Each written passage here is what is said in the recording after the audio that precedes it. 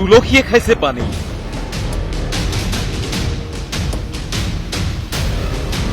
এক আচৰিত দৃশ্য। প্ৰথমে চাওক এই দৃশ্য।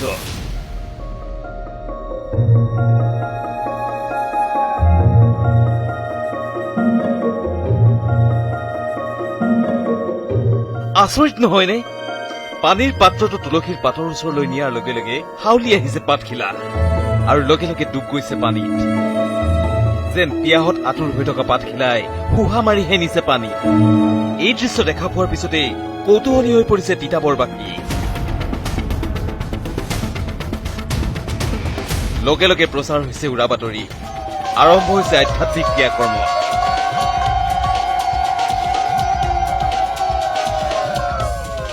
মা তুলসী পদাৰ্পণ কৰিছে ভক্তৰ ঘৰত। ৰাজ্যত মাজে মাজে গণেশে গাখীৰ খোৱাৰ দৰে বিয়পি পৰে অন্ধবিশ্বাসৰ বাতৰি।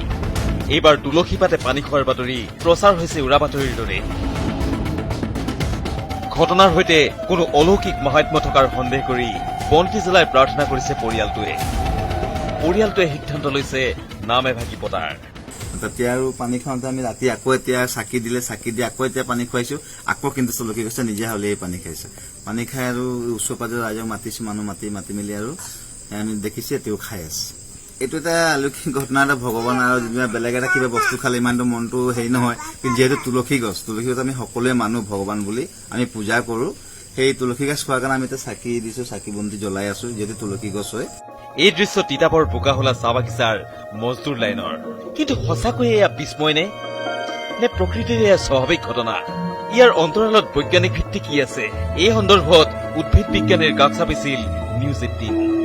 গছে অছমোচিছ ডিফিউজনৰ যোগেদি পানী এবজৰ্ব কৰে ড্ৰাই ছিজনত। আমাৰ এতিয়া বতৰটো খৰাং হৈ আহিছে, বাকলিয়ে হওক বা অন্যান্য ছাৰ্ফেচ এৰিয়াইদি ডিফিউজন অছমোচিছ প্ৰক্ৰিয়াৰে পানী এবজৰ্ব কৰে। কিন্তু পাতে পানী খোৱাটো সম্পূৰ্ণ সত্য নহয়। যদি সত্য, তেতিয়াহ'লে গছজোপাৰ যদি যোনটো ডালৰ পৰা পানী খাইছে সেই বাকলিটো যদি কাটি দিয়া যায়, তাৰপিছতো যদি পানী এবজৰ্ব কৰি খাইছে, তেতিয়াহ'লে হয়তো কিবা অলৌকিক কাৰ্য হ'ব পাৰে।